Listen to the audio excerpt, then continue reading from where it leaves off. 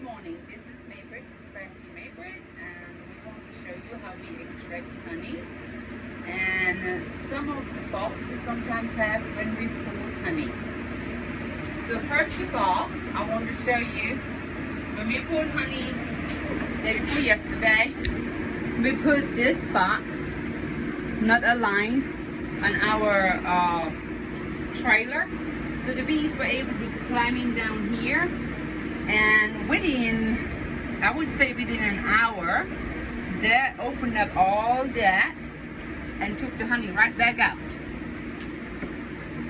of some of the frames. So, and those were pretty frames. They were pulled, they were full, and you can see they will open them up real fast and steal the honey from you. It's an older frame, but you can see it was full of honey, and they just robbed us blind on it.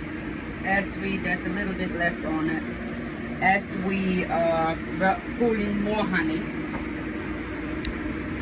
So now I want to show you, this is some of the frames where the honey is in. We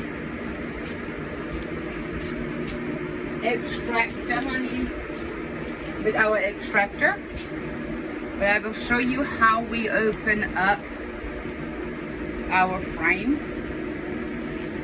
I like to wear gloves because it's sticky, and when you work with honey, you don't want to have the sink right there because you really have to dry your hands off very, very well every time.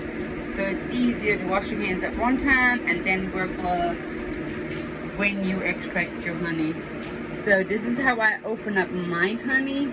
I like the fork more than I like the decapping knife, because not every frame will be even, and I will show you this in a second. See, this is kind of deep in, so with a decapping knife you cannot get everything, and you're still going to have to use the fork.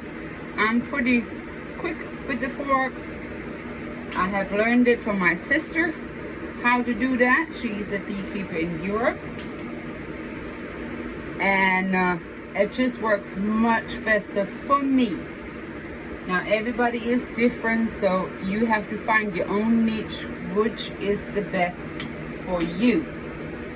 So, and then this is my decapping bench where I set the frames in until I'm ready to put them in the extractor. I'm faster decapping my honey than my extractor can extract it, so I can take my time with it. So, and then on this frame, that's a nice even frame, but even with a decapping knife, if you would go there, you would really not be able to open it up. So it's easier for me just to go ahead and go up like this and decap it real quick. It does not take that long. This is now our extractor. Honey was coming out. This is our sift, where we'll keep all the little wax particles will fly out of the frames. And then underneath here is another strainer where it can go in and catch the rest of the wax, hopefully. And then it will go down into the bucket. And from there, we will take it to the honey kitchen and we will start filling it up. So I'm going to unload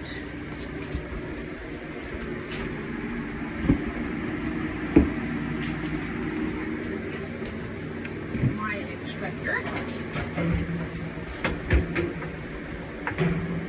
And those right here are some plastic frames. I do not like them. I prefer the wooden frames.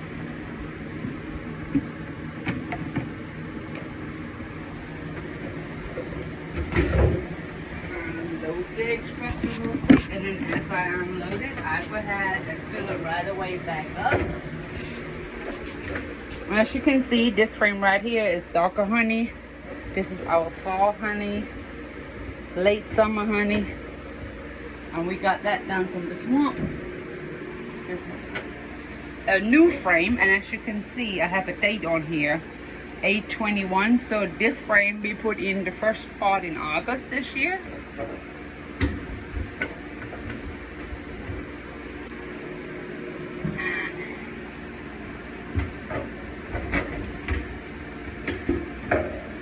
me a minute to build it up.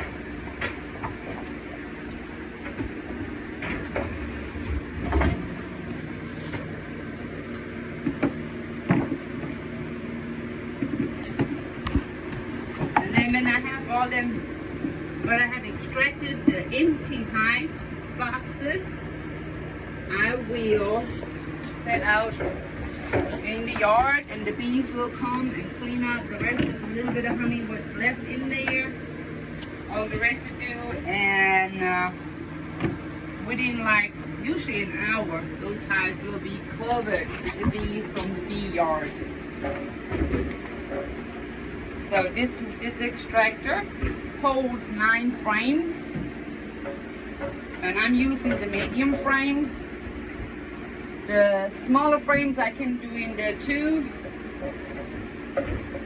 but they're harder to lock in. And for the large frames, you have then a sideways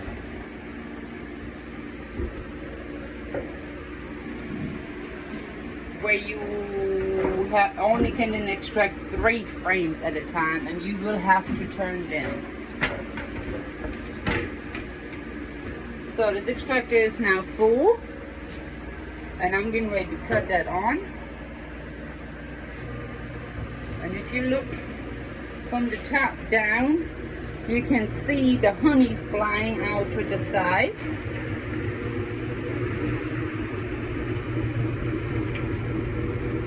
And then it will run down and will come out down here at the bottom.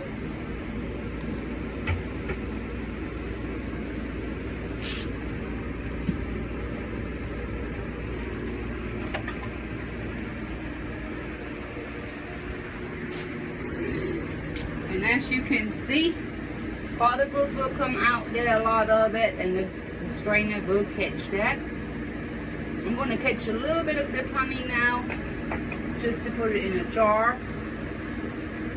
This is a raw honey, and this is how it would look if we don't run it through the strainer. So you will have everything in there. Right up here, you can see this one right here is our early spring honey. That was very light. We pulled that in our hogeye community. We pulled that about the same time, but we pulled it down at Boggy Swamp, where we have our other bee yard. We pulled that in between, right, 3 weeks after, and you can see the difference in the color. And you can see the difference in the color now. This is a late summer honey. But I will put that back in here and let it strain finish through, because we don't want all that in the honey. I do have customers sometimes who ask me they want to have all the trash in it. I don't know about that. Now, we are in South Carolina, and in South Carolina, you have to have a approved honey label from the USDA department, so you have to be approved to sell your honey at the farmer's market. If you want to sell it wholesale, you have to have a DHEC honey kitchen. But in South Carolina, the law requires that you have to have your net weight in ounces and in grams on your honey jars. And then this is Crafty Maibritt, and this is how we extract our honey.